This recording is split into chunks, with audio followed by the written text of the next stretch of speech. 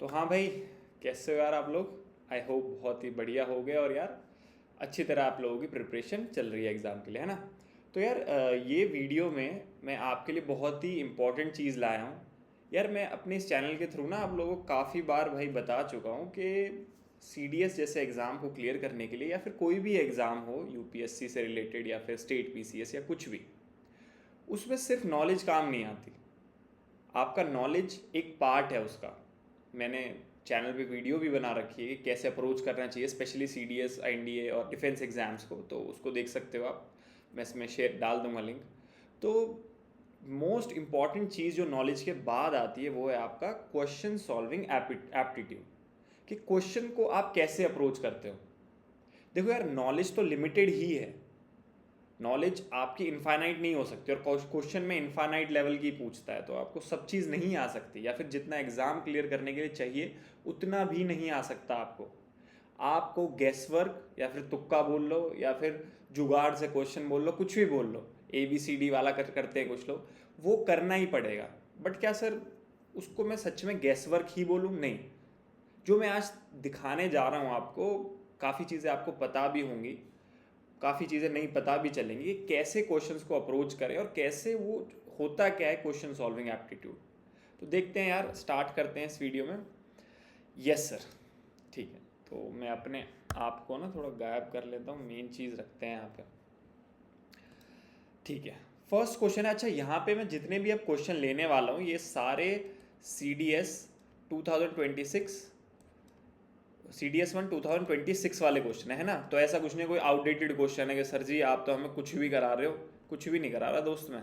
CDS1 के question है और इस पे मैं बताऊंगा कि अगर आपको नॉलेज की भी कमी है या फिर आता भी नहीं है क्वेश्चन, तो भी कैसे उसको अप्रोच कर सकते हैं, सारी चीज़ें हम देखेंगे इसके अंदर। तो ये क्वेश्चन है, इसके अंदर आपसे बात करेंगे वेव्स के बारे में। तो यार इन लेक्चर्स के अंदर ना मैं ज़्यादा आपको पढ़ाऊंगा नहीं, क्वेश्चन सॉल्विंग के बारे में ही बात करेंगे, सिलेबस के बारे में इतना बात नहीं करेंगे, ठीक है। तो वेव्स के बारे में पहला ऑप्शन इसने दिया हुआ है आपका, particle of medium along the direction of motion of the waves, these are called longitudinal waves. Longitudinal waves, यहाँ पे ट्रांसफर्स वेव्स के बारे में बताया गया है। अगर आपको बेसिक भी पढ़ा होगा ना मेरे भाई, तो भी ये पता होगा कि ये दोनों ठीक है। बात आती है यहाँ पे थर्ड स्टेटमेंट की। थर्ड स्टेटमेंट हो सकता है, क्योंकि ये तो हम अक्सर पढ़ते हैं, बेसिक चीज़ है। ये हो सकता है कुछ बच्चों को डाउट हो उसके अंदर कि सर इसका क्या है, ट्रांसवर्स वेव्स में involve change in shape of medium whereas longitudinal waves involve change in shape density of medium. मैं मान लेता हूँ मैं क्वेश्चन में पेपर सॉल्व कर रहा हूँ, एक मैं स्टूडेंट हूँ और मैं अपना आया हूँ और मेरे को ये नहीं आ रहा, अब इसमें मैं क्या करूँ। देख यार, एक छोटी सी चीज़ है जो यूपीएससी बार बार बताती है। ये वर्ड देखो, में, ये आपने सुना भी होगा काफ़ी जगह और ये काफ़ी सही बात भी है कि इन स्टेटमेंट्स में, कुछ स्टेटमेंट्स में ये वर्ड्स यूज होते हैं जैसे मे, कैन, कुड, जो कि प्रोबेबिलिटी दिखाते हैं कि हो भी सकता है और नहीं भी हो सकता है।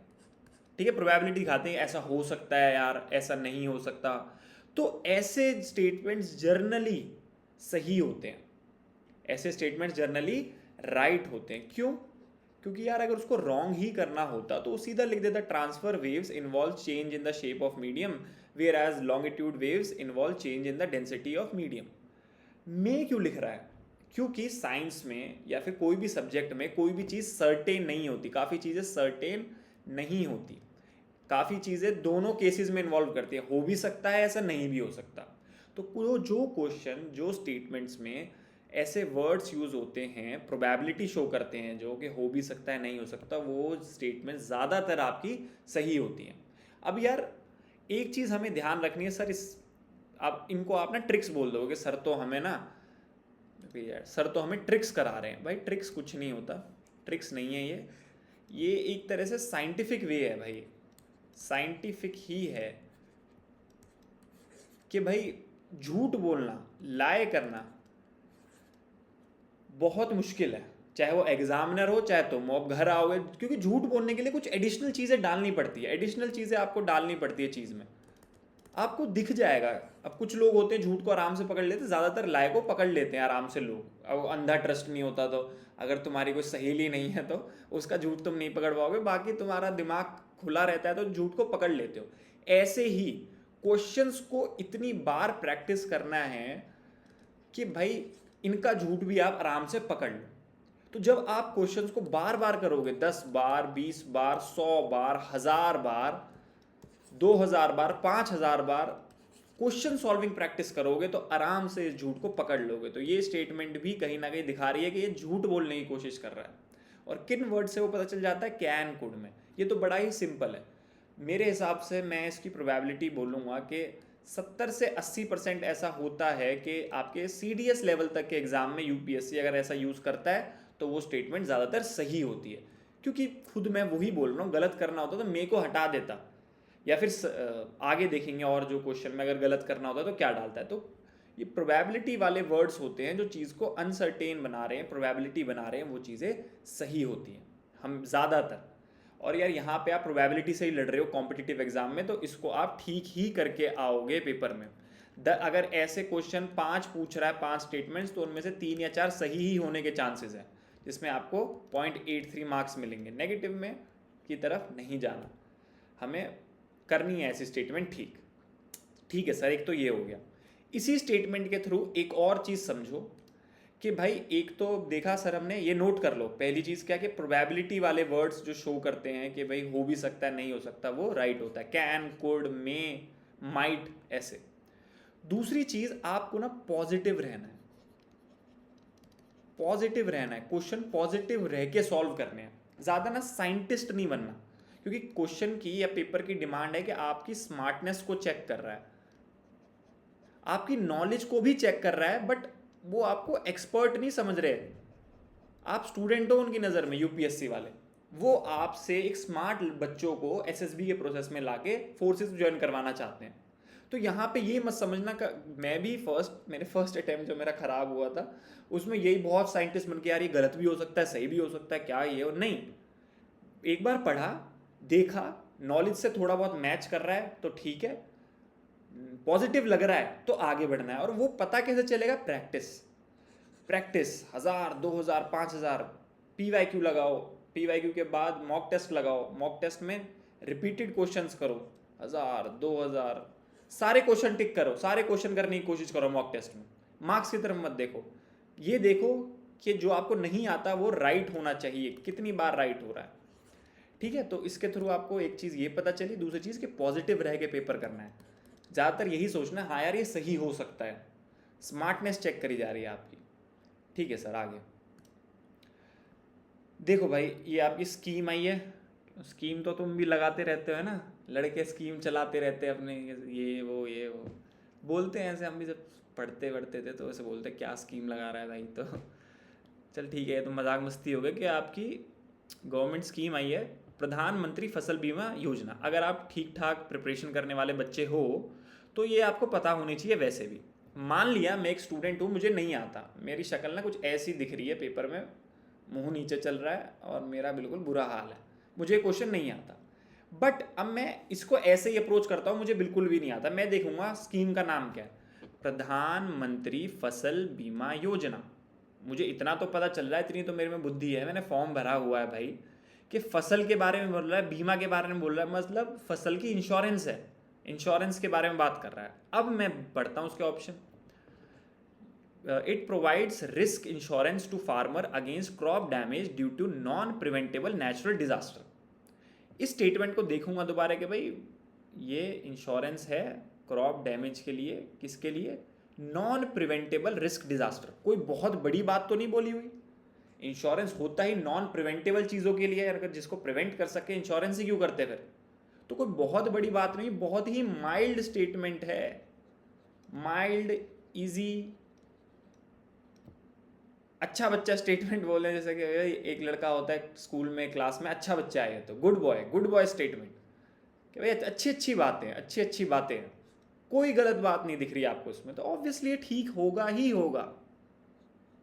पॉजिटिव, यहाँ पे एक और कौन सा एस्पेक्ट आया प्राण पीछे वाला, कि मैं पॉजिटिव हूँ भाई, कि ये ठीक होगा ही होगा, क्योंकि इसमें मुझे कोई गलत दिख ही नहीं रहा। अब मैं ये नहीं कह रहा हर बार ठीक होता है, ऐसे स्टेटमेंट 70 से 80% ठीक होती हैं पेपर में। ठीक है सर, सेकेंड चीज कह रहा है कि it provides risk coverage of 2 lakh in case of death of insured. अब भाई ये इंश्योरेंस किसका है? फसल बीमा का, फसल बीमा का। और किस किस तरीके के इंश्योरेंस हमने सुना है?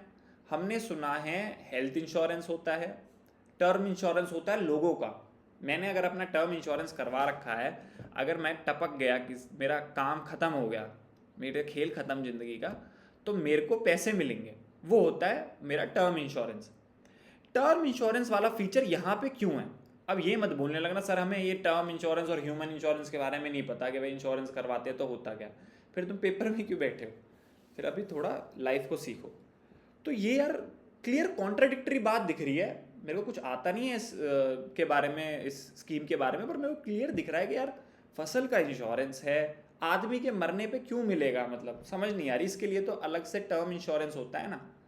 चलो इसको मैंने अभी भी गलत नहीं करा, डाउट में छोड़ दिया। तीसरी मैंने देखा it insures flow of credit to agriculture sector. इसमें क्या देख के आप गलत कर सकते हो? कोई गलत नहीं कर सकता इसे। ये तो बेचारी गाय की तरह स्टेटमेंट है। गाय कैसी होती है? प्यारी सी, काऊ बोलते हैं ना, ये तो बेचारा गऊ है, गऊ लड़का है तो बेचारा। तो एक काऊ वाली स्टेटमेंट है भाई, बिल्कुल ही सिंपल, अच्छी। इसमें कुछ गलत नहीं लग रहा हमें कि भाई क्रेडिट फ्लो होता है, इसमें पैसे मिलते हैं किसान को, तो बिल्कुल ठीक होगी है। तो ये दोनों हमने देखा, ठीक है। चौथी देखो, इसमें भी ये कह रहा है कि भाई 2 लाख रुपए मिलेंगे अगर बंदा डिसेबल हो गया तो। भाई क्या पैसे ही बटे जा रहे हैं क्या? मतलब देश बिल्कुल दे ही दोगे क्या किसानों को ही? ठीक है किसान हमारे अन्नदाता है, बट ऐसा नहीं चलता। तो कहने का मेरा मतलब है कि दो चीजें देखो यहाँ पे, सेम सेम स्टेटमेंट है, बस तरीका बदल रखा है इंश्योर्ड बंदे का। ये भी यूपीएससी का एक पैटर्न है, ये एक पैटर्न है कि किसी भी क्वेश्चन में अगर दो सेम स्टेटमेंट होती हैं, बस 2 लाख रुपए 2 लाख रुपए, रिस्क कवर, बस बंदा वो चेंज कर रखा है, तो या तो उनमें से एक ठीक होती है या दोनों ही गलत होती हैं। ऐसा पैटर्न देखा गया। और ये कितना परसेंट मैं बोलूं? 50% लगा लो, ठीक होता है। 50 से 60, 70 की तरफ भी जा सकता है। बट यहां पे वो पैटर्न छोड़ के भी अगर मैं देखूं तो सीधी सी बात है कि ये वाले फीचर तो किसान बीमा में, फसल की बीमा में फिट नहीं हो रहे सर। कॉमन सेंस, एक और चीज आई क्या? कॉमन सेंस, कॉमन सेंस कि नहीं फिट हो रहे भाई, नहीं फिट हो रहे ये चीजें। तो फिर क्योंकि कॉन्ट्राडिक्टरी इसका दिख रहा है कि भाई ये तो टर्म इंश्योरेंस की बात हो सकती है। और ऑप्शंस भी अगर आप देखोगे कि चारों ठीक तो बताए नहीं हुए। अगर आपका 1 और 3 पे वेटेज ज्यादा है कि 1 और 3 ठीक है, तो ऑप्शन में मैक्सिमम 2 ही स्टेटमेंट ठीक हो सकती हैं। तो आप किस पे रिस्क लेना चाहोगे? 1 एंड 3 पे ही। तो मैंने इस क्वेश्चन में आपको 4-5 तरीके बता दिए कि जिससे आप 1 एंड 3 पे पहुंच सकते थे। एक तो सीधा 1 एंड 3 काउ स्टेटमेंट है, गऊ स्टेटमेंट है, गुड बॉय स्टेटमेंट है, इससे सीधा पता चल रहा है। पॉजिटिव रहना है हमें, मैंने पीछे बताया पॉजिटिव रहना है सर। ठीक है सर, पॉजिटिव रहते हुए ये दोनों पहले ठीक है, तो पहले ही आंसर ये हो जाना चाहिए था। सेकंड तरीका, भाई ये दोनों इंश्योरेंस रेड स्टेटमेंट्स हैं, ये नहीं समझ आ रही। कॉमन सेंस अगर हम लगा रहे हैं तो ये आ रही हैं, बन रही हैं आपकी टर्म इंश्योरेंस की। कोई मर जाता है तो ही मिलते हैं, ये इसमें फिट नहीं हो रही। तीसरा मैंने बताया कि भाई एक पैटर्न होता है कि भाई दो स्टेटमेंट सिमिलर है अगर बिल्कुल, तो उनमें से या तो एक ही ठीक होती है या दोनों गलत। और चौथा तरीका यहाँ बता ही दिया कि क्वेश्चन ही खुद बोल रहा है कि मैं सबको ठीक नहीं बता रहा। अगर यहाँ पे ऑप्शन एक होता 1 2 3 4 भी सही है, या फिर 3 भी सही बताता 1 2 3, तो ये क्वेश्चन और थोड़ा मुश्किल हो जाता। बट तब भी हमारे एक ऑप्शन में से बहुत तरीके बताए, उनमें से 1 एंड 3 ही आता आंसर। तो ये बहुत ही ईजी क्वेश्चन बोलूँगा मैं इसको, क्योंकि इसमें स्टेटमेंट भी दो ही दे रखी है, दो ही आंसर सही हो सकते हैं आपके। तो मेरी बात अगर आप समझे तो आपके लिए बहुत ही बेनिफिशियल है। यहाँ पे क्या नई चीज़ समझे हम? ये वाला पैटर्न के सेम जो दे रखा होता है वो परसेंटेज ध्यान रखना। यहाँ पे मैं ये नहीं कह रहा हमेशा ऐसा होता है, मैं तुक्केबाजी पे बात नहीं कर रहा। एक बात मैं और बोलना चाहूँगा आगे बढ़ते हुए, पहली प्रायोरिटी हमेशा होती है नॉलेज।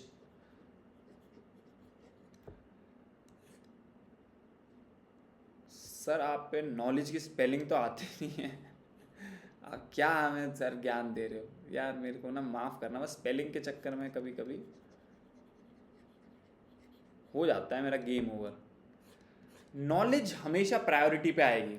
ये जो ट्रिक्स की मैं बात कर रहा हूँ या फिर एप्टीट्यूड की मैं बात कर रहा हूँ, मैं ट्रिक नहीं बोलूँगा, एप्टीट्यूड, ठीक है। जो एप्टीट्यूड की मैं बात कर रहा हूँ ये सेकंड नंबर पे आएगा आपका। जहाँ पे आपको श्योर है कि यार ये चीज़ मैंने कहीं ना कहीं पढ़ी है, तो एप्टीट्यूड वगैरह सब भूल जाओ, उसको टिक करो या फिर छोड़ दो। तो नॉलेज हमेशा पहले नंबर पे। दूसरे नंबर पे मैं स्टार्ट ही क्वेश्चन सॉल्व करने से पहले बोला था कि मुझे मान लो कुछ भी नहीं आता इसके बारे में, तो देखो इस क्वेश्चन को आराम से आप करके आ सकते थे। अगर आपको यहाँ पे क्या मैंने बताया, कॉमन सेंस की बात करी मैंने, यहाँ पे बात करी mild statements, positive positive attitude, cow statements, बिल्कुल है ना, गऊ। तो ये चीज़ ध्यान रखो। नेक्स्ट देखते हैं। यहाँ पे बात हो रखी है इनइक्वालिटी इंडेक्स की। अब इनइक्वालिटी इंडेक्स में मैं इनमें से बस एक ही स्टेटमेंट पे बात करूँगी, वहीं पे थोड़ा एप्टीट्यूड का ज़्यादा काम आ रहा है, वो है थर्ड स्टेटमेंट। मुझे नहीं पता, यहाँ पे बात करी हुई है कि इनइक्वालिटी इंडेक्स है, ये 0 to 1 होता है, और 0 इंडिकेट करता है कि वुमेन एंड मेन में फुल इक्वालिटी है, भर के पूरा इक्वल बना रखा है। तो यार मुझे नहीं पता सर इस इंडेक्स के बारे में, कि मुझे इंडेक्स के बारे में सुना तो है, बट ये 0 to 1 नहीं पता, और ये भी नहीं पता 0 पे क्या होता है, मुझे नहीं पता। तो मैं यहाँ पे अब बात करने जा रहा हूँ कि रिलाई ऑन योर, अरे इतना कम क्या हो गया, लिमिटेड नॉलेज। अगर आपको नॉलेज नहीं है, कुछ तो नॉलेज होगी, जो आपकी लिमिटेड है उस पर रिलाय करो। मैंने बार बार बोल रहा हूं आपको सब नहीं आ सकता पेपर के अंदर, तो इसीलिए मैंने अपनी बार बार इस चैनल में भी बोला है कि जितनी भी नॉलेज आपने गेन करी है उसी का यूज़ करके पेपर को सॉल्व करना है, और उसी से पेपर हो भी जाएगा। तो यहाँ पे वही चीज़ सामने आ रही है, लिमिटेड नॉलेज जो आप पे है। अब मैं मानता हूँ अगर आप थोड़े बहुत ठीक स्टूडेंट हो, पास करने वाले स्टूडेंट हो, तो आपने इकोनॉमिक्स के अंदर गिनी कोफिशिएंट पढ़ा होगा, ठीक है, गिनी कोफिशिएंट, या फिर आपने एमपीआई पढ़ा होगा, ठीक है। पॉवर्टी इंडेक्स है, ठीक है, गिनी कोफिशिएंट पढ़ा होगा या एमपीआई पढ़ा होगा। ये इंटरनेशनल भी आता है, इंडिया में नीति आयोग भी निकालता है poverty index, multi dimensional poverty index, MPI और गिनी कोफिशिएंट। इन दोनों का भी जैसे इसी का स्केल है 0 to 1, ये भी 0 to 1 ही मेजर होते हैं। और इनमें 0 का मतलब है गिनी कोफिशिएंट। गिनी कोफिशिएंट बताता है कि अमीर और गरीब के बीच में कितना भेदभाव है, रिच और पुअर के बीच में रिसोर्सेज को लेके, कि कितना डिफरेंस है। तो 0 का मतलब होता है फुल इक्वालिटी है, अमीर गरीब में कोई फर्क नहीं, कोई अमीर कोई गरीब नहीं। 1 का मतलब फुल इनइक्वालिटी। ऐसा ही इसके अंदर है कि 0 का मतलब कोई पॉवर्टी नहीं है, 1 का मतलब बहुत पॉवर्टी है। तो सिमिलर ही कंसेप्ट यहां भी लग रहा है।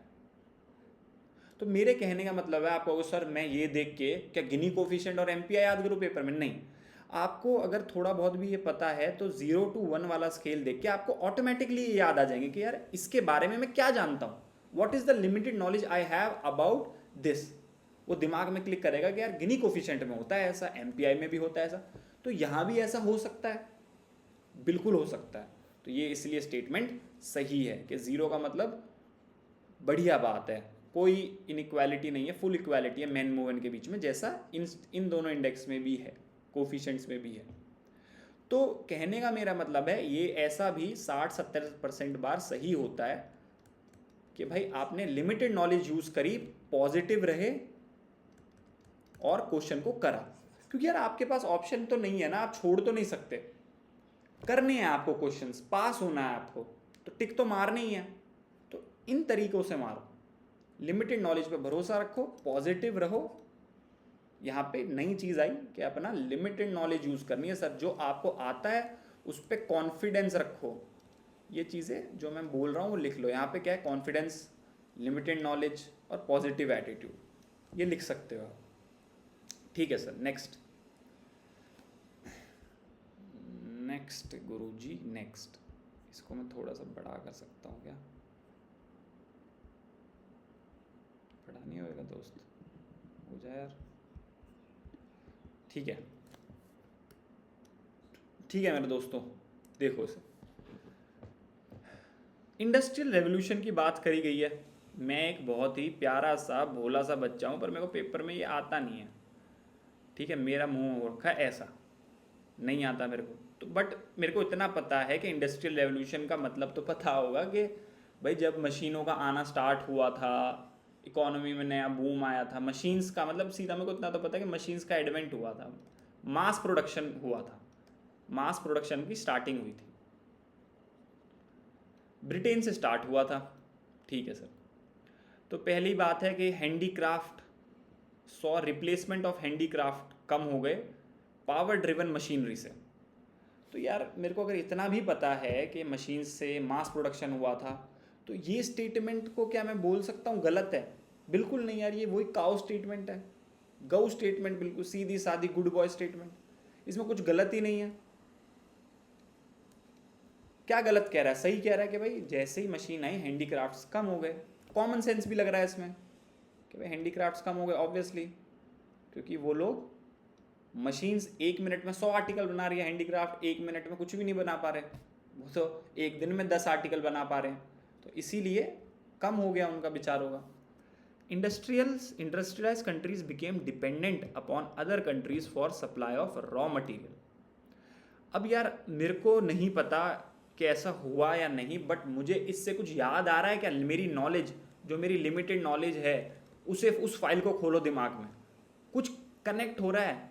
हाँ सर, मेरे को कनेक्ट हो रहा है कि हमने पढ़ा हिस्ट्री में, मॉडर्न हिस्ट्री में पढ़ा कि यार ब्रिटिशर्स इंडिया को एक्सप्लॉइट कर रहे थे और यहाँ से रिसोर्सेज उठा के लेके जा रहे थे और वहाँ पे यूज़ कर रहे थे। मेजरली क्या, कॉटन उगवाते थे, यहाँ से लेके जाते थे, और वहाँ पे स्टार्ट ही एक्चुअली इंडस्ट्रियल रेवोल्यूशन का हुआ था, टेक्सटाइल इंडस्ट्रीज से हुआ था मेजरली स्टार्ट, ठीक है। हमने ये सब पढ़ा कि इतना तो बच्चे को पता है कि यहाँ से चीज़ें ले जाते थे और वहाँ जाके बनाते थे, ये तो दिमाग में सेट है ना तुम्हारे। तो बिल्कुल मैं इसको सही मान सकता हूँ सर, क्योंकि मुझे करना ही करना है, तो मेरे पास 2 ऑप्शन है, या तो उसको सही मानो या गलत मानो। मैं अपनी लिमिटेड नॉलेज का यूज़ करके मेरे दिमाग में कनेक्ट हो रहा है कि यार हाँ ये हो सकता है। दूसरी बात, सर ने हमें बताया पॉजिटिव भी रहो कि चीज़ें सही हो सकती हैं, क्यों नहीं हो सकती। तुम लिमिटेड नॉलेज का यूज़ करा, पॉजिटिव रहा, कॉमन सेंस का भी यूज़ कर लिया कि हाँ यार ये तो हो सकता है, इसमें कोई एक्सप्लॉइट करते थे ब्रिटिशर्स, सामान लेके अपना काम बनाते थे, तो बिल्कुल ये स्टेटमेंट सही हो सकती है, इसे गलत करने का मेरे पे कोई रीज़न नहीं है। Large scale production started with help of machineries factory, मतलब इससे ज़्यादा काउ स्टेटमेंट कोई नहीं हो सकती, गऊ बिल्कुल गुड बॉय स्टेटमेंट, ठीक है, कि भाई लार्ज मशीनरी से फैक्ट्री में प्रोडक्शन स्टार्ट हुआ, heavy production, large scale production, तो बिल्कुल ये भी ठीक है गुरुजी। अगर ये दोनों ठीक हैं, क्योंकि मैं पॉजिटिव रहा सर और मैंने अपनी लिमिटेड नॉलेज का यूज़ करा, तो ये तीनों ठीक हो गई। प्लस यहाँ पे एक चीज़ और ध्यान रखना, हमें साइंटिस्ट नहीं बनना, जो गलती मैंने और बहुत लोगों ने करी थी कि यार आपको समझना है कि ये एग्ज़ाम जो है, बार बार बता रहा हूँ, ये एग्ज़ाम स्टूडेंट्स के लिए ही डिज़ाइंड है, आप जैसे स्टूडेंट्स के लिए, साइंटिस्ट के लिए डिज़ाइन नहीं है, सब्जेक्ट एक्सपर्ट के लिए डिज़ाइन नहीं है। कुछ क्वेश्चंस आते हैं बहुत हाई लेवल, उसको आपको करना ही नहीं है, तो हमेशा पॉजिटिव रहना है, ज़्यादा नहीं सोचना कि यार ये गलत भी हो सकता है, नहीं यूपीएससी है दोस्त, अरे नहीं यार यूपीएससी है, ये कैसे इजी स्टेटमेंट कैसे दे सकती है यूपीएससी, नहीं इसकी गलत हो सकती है, नहीं यार पॉजिटिव। स्मार्ट बच्चों को देखना चाह रही है वो, बस यही देखना चाह रही है। तो ध्यान रखना कि सीडीएस में मीडियम से इजी पेपर क्वेश्चन ज़्यादा आते हैं, मीडियम से इजी ही आते हैं, हाँ टफ क्वेश्चन 10 या 20 या 15 ऐसे आएंगे। तो पॉजिटिव रहो, लिमिटेड नॉलेज पे डिपेंड रहो और बढ़ते जाओ आगे।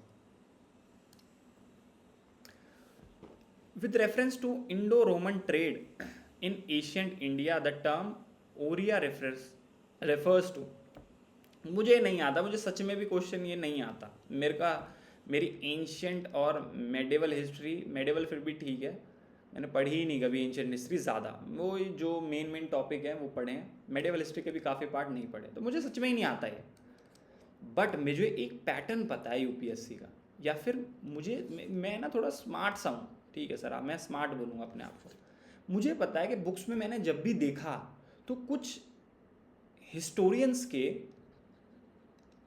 के कुछ फेवरेट चीज़ें होती हैं, फेवरेट बोलूँगा चीज़ें, या फिर बुक्स के अंदर कुछ चीज़ों का बहुत बार जिक्र करा हुआ है, कुछ चीज़ों में बुक्स या हिस्टोरियन ज़्यादा ही इंटरेस्ट ले रही हैं। वो चीज़ें हैं जैसे पोर्ट्स, कॉइन्स, इसके बारे में, कोई पोर्ट हो गया किसी भी सिविलाइजेशन का, कॉइन हो गए, ठीक है, मान लो स्टैचूज हो गए, इनके बारे में मुझे पता है यार, काफ़ी बार जिक्र करा हुआ है। मैंने रटी नहीं चीज़ें, बट मैंने पढ़ा ज़रूर और पता भी है। तो यहाँ पे मैं वही चीज़ देखूंगा कि यार किसके बारे में ज़्यादा पूछ सकता है। परफ्यूम मेरे को इतना नहीं लगता, मैंने इतना देखा भी नहीं। वाइन, पेपर,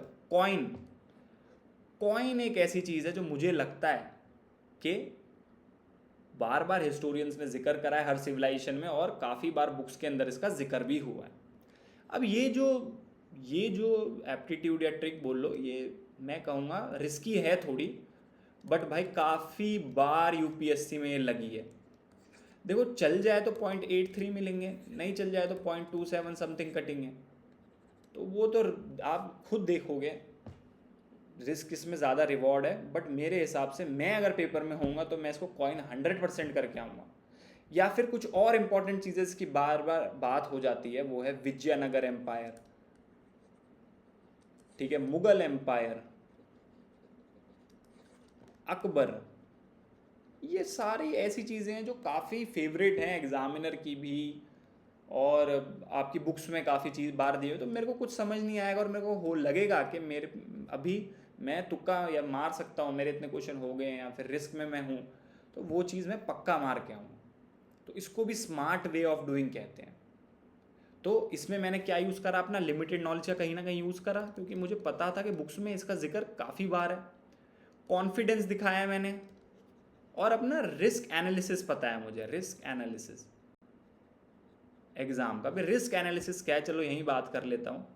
देखो यार, आपका हर बंदे का जो रिस्क रिवॉर्ड, रिस्क एनालिसिस या फिर रिस्क रिपोर्ट बोलूँगा मैं, वो अलग होती है, हर पर्सनल होती है। ये क्या मतलब, एफिशिएंसी हर किसी की अलग अलग होती है। कोई बंदा अगर 100 क्वेश्चन करके आ रहा है तो उसके अंदर उसके 70 ठीक होंगे, 30 गलत होंगे, ठीक है। कोई बंदा अगर 70 क्वेश्चन करके आ रहा है तो क्या पता उसके उसमें 65 सही हो सकते हैं, 5 गलत हो सकते हैं, मतलब उसका बहुत ही हाई परसेंटेज है क्वेश्चंस को सही करने का। कोई अगर भाई करता है 50, उसके 50 ही ठीक है, मतलब वो बहुत ही श्योर है। बट ऐसा कोई नहीं हो सकता, मुझे नहीं लगता। तो इस भ्रम में मत पड़ना, इस भ्रम में भी मत पड़ना कि आप कितना भी पढ़ लो आपके 5 ही गलत हो रहे हैं बस। तो मेरे कहने का मतलब है, अपना ये रिस्क रिपोर्ट निकालो कि भाई मैं एक अलग पर्सन हूँ, मैं अगर इतने क्वेश्चन करता हूँ तो मेरे कितने सही होते हैं, कितने गलत होते हैं। उसी हिसाब से पेपर में भी आप कहोगे कि यार, मान लो आप एक बंदे हो, आप बहुत पढ़ रहे हो, बट फिर भी अगर आप 50 क्वेश्चन करके आ रहे हो, आपको लग रहा है पूरे सही है, पक्की बात है, बट इनमें से सही हो रहे हैं सिर्फ 40, क्योंकि आप हो ही ऐसे, इसमें आपकी गलती नहीं है, ये आपका रिस्क रिपोर्ट है। आपका दिमाग इसी तरीके से चलता है, आप 10 गलत कर देते हो कहीं ना कहीं। तो क्या करोगे, आप क्वेश्चन करोगे 70, सही होंगे आपके 58, बात बन जाएगी, आप आराम से पास हो जाओगे। सही पास तो यहाँ भी हो जाओगे, ऐसी कोई बात नहीं है, मतलब यहाँ तो नहीं होंगे, बट मान लो 58 करके आ रहे हो तो अपना आप अटेम्प्ट बढ़ा दोगे। बट आप कहोगे सर मेरे को 70 आते ही ना हो, तो भाई तभी तो मैं ये चीज़ें सिखा रहा हूँ। ऐसा कोई नहीं है बच्चा जैसे सारे क्वेश्चन आते हैं या फिर पास होने लायक भी आते हैं, ऐसे भी बहुत कम है। ये चीज़ें अगर नहीं यूज़ करोगे तो आप सिर्फ नॉलेज के दम पे पेपर नहीं निकाल पाओगे। तो अपना रिस्क रिपोर्ट देखो कि मैं कितने क्वेश्चन करके कितने सही कर पा रहा हूँ। और वो कैसे देखोगे, मॉक टेस्ट लगाओ। और मॉक टेस्ट इसीलिए होता है, मॉक टेस्ट रिवीजन के लिए कम और आपके क्वेश्चन एप्टीट्यूड को बनाने के लिए ज़्यादा होता है मॉक टेस्ट। तो इस चीज़ को ध्यान रखो, मॉक टेस्ट लगाओ लगाओ, देखो कितने सही बन रहे हैं। और मॉक टेस्ट में मैं तो ये कहूँगा सारे क्वेश्चन लगाओ स्टार्टिंग में तो सारे क्वेश्चन सही करो, तुक्का मारो, कुछ भी करो। ये चीज़ें जो मैं बता रहा हूँ वो अप्लाई भी करो, बट वैसे भी अपने इंट्यूशन बनाओ, अपना एक इंट्यूशन बनाओ कि यार मुझे ऐसा लग रहा है कि ये क्वेश्चन सही होगा, मुझे ऐसा लग रहा है गलत होगा। हर किसी का वो अलग बनता है। और सच बता रहा हूँ, इसे अगर रिपीटेडली करोगे तो पेपर में चलेगा ही चलेगा। उसे आप तुक्का मारने की एबिलिटी कह लो, पावर बोल लो, बहुत लोगों की बन जाती है भाई। चल इसमें CGL में तो CDS में तो ज़्यादा जॉब नहीं मिलती, CGL वगैरह एग्जाम में बहुत काम आता है, सीधा जॉब मिलती है ना। तो ये चीज़ बनानी पड़ेगी आपको अपनी स्ट्रांगली। बार बार क्वेश्चंस को करो, बहुत क्वेश्चन करो यार, 1000 करो, 2000 करो, 10,000 करो, और क्या करना है एज ए स्टूडेंट, पढ़ते रहो पढ़ते रहो। और ये अपना डेवलप करो नॉलेज के साथ साथ। ठीक है सर, तो जो चीज़ें लग रही हैं काम की वो नोट डाउन करते जाओ, वीडियो दोबारा देख लेना, कोई बात नहीं है इसमें ऐसी। कौन से क्वेश्चन पे हैं अभी हम, बहुत लंबी वीडियो होगी सर, नहीं इसको बार बार अभी देखेंगे, मैं आपको जितना बता पा रहा हूँ अभी बता रहा हूँ। ठीक है, नेक्स्ट कह रहा है मेरे भाई, consider a statement about volcanic cones. Volcanic cones की बात कर रहा है। ठीक है सर, मैं एक बुद्धू भी हूँ, बुद्धू हूँ, तो मेरे को इतना तो आता ही है थोड़ा बहुत कोन्स के बारे में, वॉल्केनोस के बारे में। एसिड लावा, चलो नहीं आता, मैं बहुत बुद्धू हूँ, मेरे को नहीं आता। ये क्वेश्चन देखना कितना इंटरेस्टिंग है। मेरे को नहीं आता, मेरे को तो ये भी नहीं आता, मैंने पढ़ा ही नहीं, मैंने ये टॉपिक छोड़ दिया था। बट मैं यहाँ आता हूँ, यहाँ आया मैं सेकंड स्टेटमेंट पे। पहले स्टेटमेंट में कुछ नहीं आया पल्ले, मैंने देखा विस्कस लावा, विस्कोसिटी, विस्कस कोई भी चीज़ मतलब गाढ़ी। ढह कैसे बनाते हैं, गाढ़ा, ये देख लेना भाई, कमेंट में बताना। गाढ़ा है, हैव हाई मोबिलिटी। यार गाढ़ी चीज़ की हाई मोबिलिटी कैसे हो सकती है? शहद कितना गाढ़ा होता है, शहद वर्सेस पानी, हनी और पानी में कौन ज़्यादा तेज़ चलेगा? पानी ज़्यादा तेज़ चलेगा। जो चीज़ गाढ़ी होती है स्लो होती है, इतना तो पता होगा। बुद्धू है भाई अगर तू, तब भी तेरे को पता होगा। बुद्धू, मेरा नाम है बुद्धू, मेरे को फिर भी पता है कि गाढ़ी चीज़ स्लो होती है, बट ये कह रहा है हाई होती है। तो इसको बोलते हैं बेसिक कॉमन सेंस। ये लगता है पेपर में, ये देखो आपका यूपीएससी का पेपर है, सीडीएस का पेपर है, ये 2026 का, और ऐसी चीज़ पूछी हुई है कि हंस भी सकते हो। तो भाई ये जो माहौल बनाया हुआ है ना, पेपर ऐसा आता है वैसा आता है, भाई आप लोग बहुत ज़्यादा सिलेबस के पीछे पड़े हुए हो। पढ़ना इसके पीछे है जो मैं बता रहा हूँ। तो ये गलत जैसे ही आपने करा तो ऑप्शंस पे आ जाओ। 2 गलत है, 2 गलत है, यहाँ पे भी 2 है, यहाँ पे भी 2 है, ये भी गलत है। तो मैं था बुद्धू, मेरे को कुछ नहीं आता था, फिर भी मेरे को यस सर से पढ़ के इतना ज्ञान आ गया कि मैंने ये दो सारे हटा दिए और इसको मैंने मार दिया भयंकर सा टिक।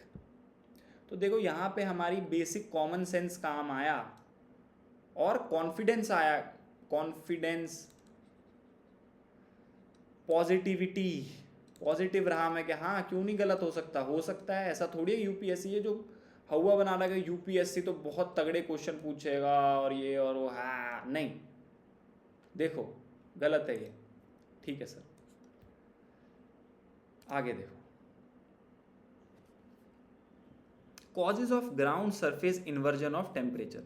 अगर आप बेसिक सा भी पढ़ के गए हैं तो इन्वर्जन आपको पता है क्या होता है। मैं उस पर बात नहीं करूँगा, मैंने बोला है कि मैं सिलेबस पे बात नहीं करूँगा अभी।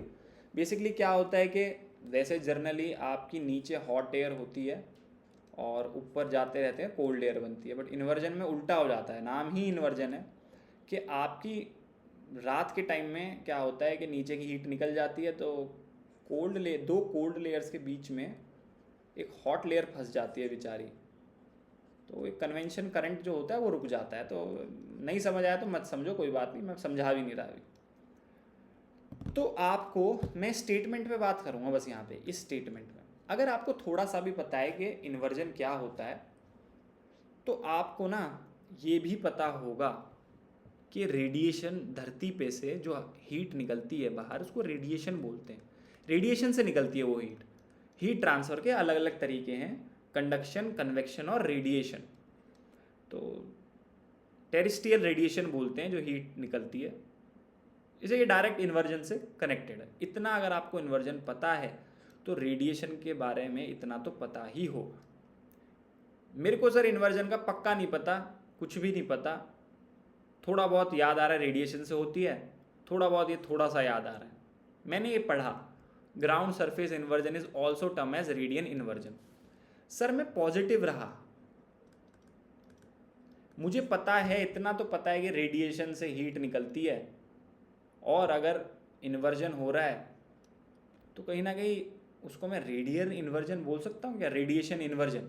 हाँ यार, कुछ गलत तो नहीं कर रहा मैं, इतनी कोई गलत चीज़ तो नहीं है अगर मैं इसे बोल दूँ तो, है ना, क्योंकि रेडिएशन से ही हीट एस्केप होती है। और अगर पूरे ऊपर का रेडिएशन इन्वर्जन हो रहा है तो क्या मैं इसे रेडिएशन इन्वर्जन बोल सकता हूँ, कुछ गलत नहीं कर रहा मैं। वो वीडियो आती है ना, वो बाबा होता है, वो एक बियर पी रहा होता है कि देखो बाबा ने बियर ले लिया आज, मैं कुछ गलत नहीं कर रहा। तो यहाँ तो हम कुछ गलत नहीं कर रहे, ऐसा सोच के बहुत पागल मत हो कि ऐसा कैसे यूपीएससी में सोच सकते हैं आप, ये तो प्रॉपर गेस वर्क हो गया, तुक्केबाजी नहीं भाई, ऐसे ही होता है, ऐसे ही क्वेश्चन सॉल्व होते हैं। अब आपको कोई टीचर बोलेगा नहीं, क्योंकि सब अपना प्राइड में होते हैं कि नहीं आप तो पढ़ के जाओ, लर्न करके जाओ। अरे ये पॉसिबल नहीं है भाई, जिन्होंने प्रीलिम्स क्लियर करा हुआ है, मुझे पता है, हमने करा हुआ है, ऐसा नहीं होता। आपको सिर्फ 30 क्वेश्चन या 20 क्वेश्चन ऐसे होते हैं जिन पे कॉन्फिडेंस होता है, बाकी के आप 50 क्वेश्चन अगर आप 70-80 करके आ रहे हो, सॉल्व करने वाले बच्चे 70 से 80 क्वेश्चन करते हैं प्रीलिम्स में क्लियर करने वाले, उसमें से मुझे नहीं लगता किसी को 30 क्वेश्चन ही श्योर होते होंगे, बाकी सब में ऐसी चीज़ें चलती हैं, क्योंकि वहाँ बहुत चलती हैं, कंपटीशन इतना हो गया, जिनकी चल जाती हैं उनका हो जाता है। बट इसमें आपको इतनी चलाने की ज़रूरत नहीं है ना, इतना ये चीज़ें टफ पूछी जाती है, ये सही है स्टेटमेंट। इसमें आपने पॉजिटिविटी दिखाई, लिमिटेड नॉलेज का भी अपना यूज़ करा, साइंटिस्ट नहीं बने, पॉजिटिव रहे, सोचा कि नहीं यूपीएससी हमें साइंटिस्ट के लिए पेपर नहीं दे रहा है, पॉजिटिव रहो, पॉजिटिव रहो, हम एक स्टूडेंट है, स्टूडेंट समझ के पेपर दे रहा है, तो ये भी ठीक हो गया सर। तो आप देखते जा रहे हो कितने क्वेश्चन हैं ऐसे जो पूछे गए हैं आपके CDS 1 2026 में। ये तो मैं लेटेस्ट बता रहा हूँ, आउटडेटेड चीज़ें नहीं बता रहा। ये देखो फंडामेंटल राइट में कौन सा सही नहीं है। They provide for opportunity and equality. मान लो आपको ये पता है, ये पता है, यहाँ पे एक आ जाओ, एक बार स्टेटमेंट की बात कर रहा हूँ मैं, यहाँ पे है they prohibit discrimination on the grounds only of, only. भाई यहाँ ओनली लगाने की क्या ज़रूरत थी? अगर ये स्टेटमेंट आपको सही रखना था, यहाँ पे ओनली लगाने की क्या ज़रूरत थी? ये आप सीधा लिख देते, they prohibited discrimination on the grounds of religion, race and caste. But इनको बोलते हैं extreme words. Only, all, none, ऐसे जो भी एक्सप्लिसिटली, मतलब बिल्कुल एक्सट्रीम, कि ये तो बोलते हैं ना, कई लोग बोलते हैं कि भाई पूरी दुनिया पागल है। अरे पूरी दुनिया कैसे पागल हो सकती है भाई? तू पागल है, पूरी दुनिया पागल नहीं हो सकती, एक दो बंदा होगा। एक्सट्रीम, ये चीज़ गलत होती है। तो खासकर की स्टडीज़ में, पॉलिटी जैसे नेचर में बहुत बार आपको ये देखने को मिलेगा, और ये सही भी होता है, पॉलिटी के अंदर काफ़ी बार सही भी होता है extreme statements, but majority of the time इसको गलत आप कह सकते हैं। 60 या 70% टाइम मैं बोलूँगा गलत हो जाता है। पॉलिटी में ये इस रेशियो को आप 50-50 लगा लो, क्योंकि पॉलिटी के अंदर काफ़ी चीज़ें ओनली पे चलती हैं, ठीक है। But generally extreme statement 70+ ratio है, 70-80, कि आपको एक्सट्रीम स्टेटमेंट दिखती हैं तो गलत होने के चांस बहुत होते हैं। इसी के ऑपोजिट मैंने कहा था माइल्ड स्टेटमेंट, माइल्ड वर्ड्स जैसे कैन, में, पीछे बताया था ना कुड, ये अगर स्टेटमेंट में है तो इनके चांसेस सही होने के इतने ही होते हैं 70-80%, 70 मतलब 70%। देखो गलत हो सकती हैं ये, मैं बार बार कह रहा हूँ, बट अगर पेपर में ये स्टेटमेंट्स 10 बार पूछी जा रही है, उसमें से मेरे हिसाब से 6 से 7 बार सही होंगी। बात ये है कि गलत भी निकलेंगी। आप कहोगे सर मैंने तो कैन वाली को सही कर दिया पर वो गलत निकली, गलत तो हो सकती है मेरे भाई, मैं यूपीएससी नहीं हूँ, मेरा नाम यूपीएससी थोड़ी है मेरे दोस्त, बट मैं पैटर्न बता रहा हूँ। तो ये ज़्यादातर सही होती हैं, ज़्यादातर गलत होती हैं, क्योंकि आप खुद देखो ना, इस बात को ध्यान रखना, झूठ बोलने के लिए एक्स्ट्रा एफर्ट्स डालने पड़ते हैं, लाए करने के लिए एक्स्ट्रा एफर्ट्स डालने पड़ते हैं। तो जैसे आप नॉर्मल आदमी का झूठ पकड़ लेते हो, बार बार रिपीटेड क्वेश्चंस की प्रैक्टिस करो कि पेपर के पैटर्न का भी झूठ पकड़ लो, तो ये गलत होगी। ठीक है गुरुजी। यूएन पीस कीपिंग ऑपरेशन के बारे में एक है कि भाई ये ऑपरेशन, ये स्टेटमेंट देखो, एक्सक्लूसिवली वेस्टेड इन जर्नल, एक्सक्लूसिवली, वो एक्सट्रीम कि 100% इसको जनरल असेंबली ही देखती है, क्यों भाई, तो ये स्टेटमेंट भी गलत होगी। सेम पीछे वाला लॉजिक, झूठ बोलने के लिए एक्स्ट्रा एफर्ट्स डालना पड़ रहा है। कभी भी लाइफ में कुछ भी चीज़ एक्सट्रीम नहीं होती कि भाई, वही लाइफ के लेसन्स है यार यहाँ भी, कि भाई कोई गलत है, नहीं यार कोई गलत नहीं होता, सिचुएशंस होती हैं, आपके हिसाब से वो गलत है, दूसरे के हिसाब से वो सही था, तो वही यार स्मार्ट, आपकी स्मार्टनेस ही टेस्ट हो रही है हर जगह। देखो मिनिस्ट्री ऑफ डिफेंस में क्या क्या आता है, ये पूछा है आपसे। टेरिटोरियल आर्मी आती है, एनसीसी आती है, कोस्ट गार्ड आते हैं। अगर आप बहुत बुद्धू दोस्त हैं मेरे, बुद्धू, तो भी आपको इतना पता है, होना ही चाहिए, नहीं तो पेपर में मत बैठना, कि ये तीनों मिनिस्ट्री ऑफ डिफेंस के अंदर आएंगी। बेसिक सी बात है, नहीं भी पता आपको, इतना तो पता है टेरिटोरियल आर्मी आएगी, कोस्ट गार्ड आएगी, इतना तो पता है। नहीं भी पता तो यार कभी कभी बच्चे कंफ्यूज हो जाते हैं, CAPF समझ के इसको सोचते हैं कि ये यार मिनिस्ट्री ऑफ होम अफेयर्स के अंदर तो नहीं आती। तो अगर आप कंफ्यूज हो, 50-50 हो, तो हमेशा पॉजिटिव की तरफ जाओ। देखो अपनी नॉलेज पे रिलाई नहीं कर पा रहे, कंफ्यूज हो, वैसे अगर हल्का सा भी दिमाग में ब्लिंक आ रहा है, हल्का भी आ रही है, तो उस नॉलेज की तरफ भागो, यस या नो आ रहा, सीधा नॉलेज की तरफ। नॉलेज इज सुप्रीम, कि हल्का सी भी कोई इंसाइट आ रही है, या फिर हल्की सी भी कोई झलक आ रही है कि यार मैंने पढ़ा था, तो नॉलेज की तरफ जाओ। बट अगर नहीं आ रहा तो पॉजिटिव रहो और उसको सही समझने की कोशिश करो कि हाँ यार मिनिस्ट्री ऑफ डिफेंस में तो हो सकता है। ऐसे ही NCC को भी पॉजिटिव समझ के सही समझ रहे हो, बट बुद्धू हो तब भी तीनों को आप सही करोगे। बात आती है इस पे, इस वाले पे, यार ये मिनिस्ट्री ऑफ डिफेंस में आता है कि नहीं। अब देखो UPSC ना ट्रैप सेट करता है, कुछ ट्रैप्स। सीधी सी बात है, कोई भी बच्चा hydraulic survey, preparation of navigation charts, इनको कहेगा यार ये तो जियोलॉजी का काम है, जियोग्राफर्स का काम है, मिनिस्ट्री ऑफ अर्थ साइंस के अंदर आ सकता है, ये मिनिस्ट्री ऑफ डिफेंस के अंदर क्यों ही आएगा और कैसे आएगा। तो यार एक क्लियर ट्रैप दिख रहा है UPSC का, जहाँ पे 3 माइल्ड स्टेटमेंट्स दे दी कि ये तो पक्की सही है, चौथी अलग दे दी बिल्कुल। तो इतना हलवा नहीं है UPSC, हलवा कभी क्वेश्चन, इतना हलवा क्वेश्चन नहीं देगा। हलवा खीर बोल लो, खीर बिल्कुल खीर नहीं देगा आपको, देगा इजी क्वेश्चन बहुत देगा, बट ऐसी चीज़ें को देख लेना, बार बार क्वेश्चन करोगे तो ट्रैप्स दिख जाएंगे कि क्लियर ट्रैप सेट है, कि बच्चा समझेगा नहीं ये तो नहीं हो सकता, और उसको छोड़ के क्या कर देगा 1, 3 और 4 जो यहाँ पे गिवन है। नहीं, पर आंसर है चारों सही हैं, ये भी सही है। इसको बोलते हैं UPSC ट्रैप्स, कि इसको पक्का बच्चा ट्रैप में फंस जाएगा। ये कैसे पता चलेगा? क्वेश्चन प्रैक्टिस करने से। बार बार मॉक टेस्ट लगाओ, पागल हो जाओ पागल, 10,000 क्वेश्चन करके जाओ कम से कम। पढ़ते भी रहो, रिवाइज करो, बट ये बहुत इंपॉर्टेंट है मेरे भाई। मैं अगर जैसे हम लोग टीच करते हैं तो हम लोगों को सीधा दिख जाता है, ये ट्रैप है सीधा कि हाँ ये हो, मुझे भी नहीं पता ये मिनिस्ट्री ऑफ डिफेंस में आता था कि नहीं, नहीं पता, किसी टीचर को नहीं पता होगा, हो सकता है किसी ने न्यूज़ में पढ़ लिया होगा भी, बट ट्रैप क्लियर दिख रहा है तो इसको ठीक कर देंगे।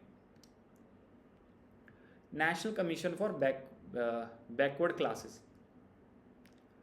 बुद्धू हूँ, पागल हूँ, आवारा हूँ, फिर भी आवारा अगर मैं बच्चा हूँ फिर भी मुझे पता होना चाहिए कि ये कॉन्स्टिट्यूशनल बॉडी है, बेसिक बात है, इतना पता होना चाहिए।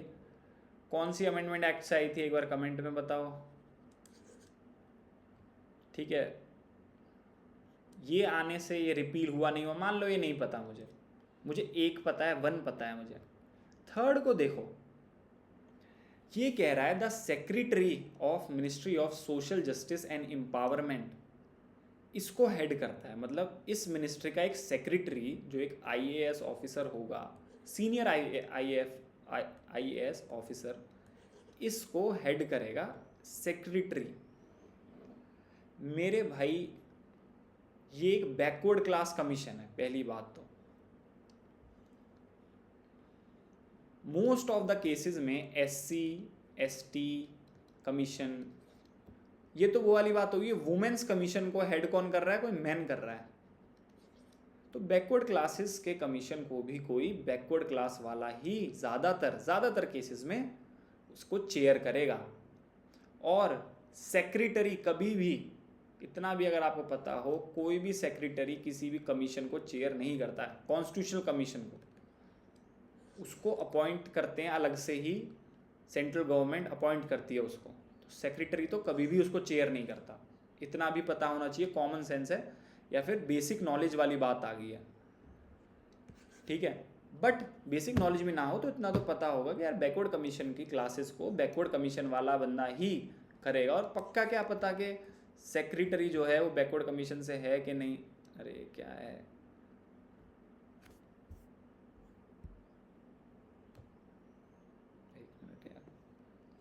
तो हमें क्या पता है सेक्रेटरी बैकवर्ड कमीशन से होगा कि नहीं। आपको ये चीज़ मजाक लग रही होंगी, सर ऐसे कैसे पेपर में ऐसे कैसे इंप्लीमेंट करेंगे, बट अपना दिमाग ऐसे बनाओ भाई, क्वेश्चंस को करो रिपीटेडली, ये दिमाग चलाओ, क्लेवरनेस दिखाओ, यही डिमांड कर रहा है आपसे ये पेपर। नॉलेज ठीक है बट ये डिमांड कर रहा है कि इसको पकड़ो, तो मैंने पकड़ लिया, इसको हटा दिया, लो इसको जैसे ही हटाया तो बचा क्या, 3 हटा दिया, 3 हटा दिया, 3 हटा दिया। अब सेकंड वाला मैंने देखा कि national commission for backward classes act 1993 has been repealed. अगर मुझे ये पता होता कि ये कॉन्स्टिट्यूशनल बॉडी है और ये कब बनी थी, व्हेन, तो मैं ये भी बता देता कि हाँ यार ये स्टेटमेंट ठीक है कि बैकवर्ड क्लासेस का जो कमीशन है उसको हटा के नया कमीशन बनाया था। तो ये दोनों की बात मैंने इतनी नहीं करी, मैंने तो थर्ड स्टेटमेंट की ज़्यादा बात करी है। चलो ये तो आप इसमें कंफ्यूज हो भी सकते थे, बट थर्ड स्टेटमेंट को आप क्लियरली हटा सकते थे, ठीक है। तो basic knowledge, cleverness, common sense की मैंने यहाँ पे बात करी। यहाँ पे पॉस्को एक्ट की बात कर रहा है दोस्त, POCSO, POSH act, sorry POCSO तो बच्चों का होता है, पॉश एक्ट वुमेन्स की सेफ्टी के लिए, सेक्सुअल ऑफेंडर से बचाने के लिए, सेक्सुअल हरासमेंट से बचाने के लिए बना था। अब यार यहाँ पे आपको बोलो सर मुझे तो नहीं आता, मैं तो हूँ बिल्कुल खराब, मेरा गेम ओवर हो चुका है सर, मैं पेपर में मेरे को ये नहीं आता, मुझे क्या पता सर कि क्या इसके प्रोविजंस हैं पॉश एक्ट के, मैंने पढ़ा नहीं कभी। बट भाई तेरे से वो नहीं एक्सपेक्ट कर रहा है एग्जामिनर के तेरे को आता हो सारा, उसे पता है तू बुद्धू है, तो भाई यहाँ पे तू क्या करेगा कि तू पढ़ना तो स्टार्ट कर, कॉमन सेंस से पढ़, कॉमन सेंस से देखो, ठीक है। Verbal remarks of sexual nature, अब भाई कोई लड़की को कोई सेक्सुअल नेचर के वर्बल रिमार्क्स बोल रहा है, क्या वो इस एक्ट में कवर नहीं होंगे? बिल्कुल होंगे भाई, इसको तो गलत करने का कोई मतलब ही नहीं है। ये थोड़ी है कि सिर्फ जो कॉन्टैक्चुअल बेसिस सेक्सुअल ऑफेंडर हैं, कुछ टच करें तभी केस बन सकता है, नहीं, आप अब्यूज़ करें या फिर कुछ गलत बोलें तो भी केस बन सकता है। तो ये बेसिक है, कॉमन सेंस है। पॉजिटिविटी दिखाओ यहाँ पे। नॉन वर्बल मतलब बिना बोले, या फिर टच करें, या फिर कोई एक्शन कर दिया ऐसा, बिना टच करे भी कोई एक्शन कर रहे हैं, देख रहे हैं, घूर रहे हैं, तो स्टेयर कर रहे हैं सेक्सुअल वे में, स्टेयर करते हुए कोई एक्ट कर रहे हैं खुद में ही, तो ये सारी चीज़ें, इतना तो आपको पता है, न्यूज़ देखते हो डेली, तो ये दिमाग चलाया करो भाई यहाँ पे कि ऐसा हो सकता है क्या, सिनेरियोज को घुमाओ दिमाग में, और यार पॉजिटिव रहो ना कि भाई हाँ हो सकता है यार, एक्ट है, थोड़ा सा बड़ा सोचो। Physical conduct of sexual nature, ये तो है ही यार, अगर ये नहीं होगा तो फिर क्या है, तो इसका मतलब ये तीनों होंगे। तो ये जो चीज़ें हैं कि यार कौन सा होगा सही, ये प्रैक्टिस से आएगा, मैं तो यहाँ पे बस बता ही सकता हूँ। जब आप अगेन एंड अगेन प्रैक्टिस करोगे, पॉजिटिव रहोगे, कॉमन सेंस का यूज़ करोगे, दिमाग में सिनेरियोस को देखो कि यार वुमेन्स की प्रोटेक्शन के लिए बनाया है एक्ट, तो इसमें ये सब चीज़ें होंगी क्या। हाँ बिल्कुल सर, बहुत बढ़िया सर। अरे ये क्या है, चलो ठीक है यार, आज के लिए हम इतना ही रखते हैं, ठीक है। मैं ना रेगुलर बेसिस पे ये क्लासेस लाऊंगा, जैसे कि मैं ये CDS 1 2026 की लाया हूँ, अगला लाऊंगा CDS 2 2025 की, फिर धीरे धीरे आपकी प्रैक्टिस के लिए कि डेली देखते जाओ, कि डेली मतलब हफ्ते में 1 क्लास लाने की कोशिश करूँगा, हफ्ते में 2 क्लास लाने की कोशिश करूँगा, कैसे क्वेश्चन सॉल्विंग एप्टीट्यूड बनाएं। मीन टाइम में तुम लोगों से मैं एक्सपेक्ट करता हूँ कि मॉक लगाओ, डेली मॉक लगाओ, डेली 1 मॉक तो लगाओ ही लगाओ, रिवीजन के साथ साथ रिवाइज करो, और उसका स्कोर मत चेक करो, ये चेक करो कि कोई क्वेश्चन ठीक होने के लायक था अगर, तो उसको गलत क्यों कर रहा हूँ मैं, क्यों मैं उसको गलत कर रहा हूँ। ऐसा अपना एप्टीट्यूड बनाओ कि यार ये गलत ठीक क्यों नहीं हुआ, नॉलेज के बेस पे भी हर तरीके से क्वेश्चन ठीक हो सकता था क्या, अगर हो सकता था तो मैंने गलत क्यों करा, तो अपना थिंकिंग चेंज करनी पड़ेगी। तो पेपर के हिसाब से अपनी थिंकिंग डेवलप करो, ये आपका टास्क है। तब तक अब मैं बहुत सारे इनिशिएटिव लाऊंगा, आप मेरे चैनल से भी जुड़ सकते हैं, जिसका नाम है क्या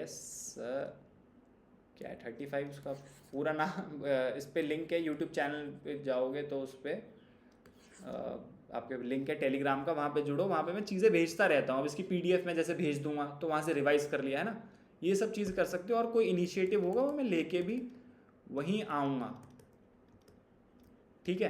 तो तब तक के लिए गुड बाय, और मैं ना रिवीजन क्लासेस लाऊंगा टॉपिक की, इम्पॉर्टेंट टॉपिक्स की, अब जो अपडेटेड टॉपिक्स हैं, जैसे कि सबको पता है कि ये XYZ चीज़ें आनी है, जैसे कि साइंस से सेल आना है, बायो से, ये सब नहीं, जो नई चीज़ें, जैसे कि रॉक सिस्टम से ज़्यादा चीज़ें पूछ रहा है, हाला में डीप थोड़ा सा पूछ रहा है, आपको उसके 80% तो पता है, उसको 100 बनाऊंगा, ये कोशिश मैं करूँगा। तो मिलते हैं यार फिर नेक्स्ट क्लास में ना दोस्त, बाय बाय।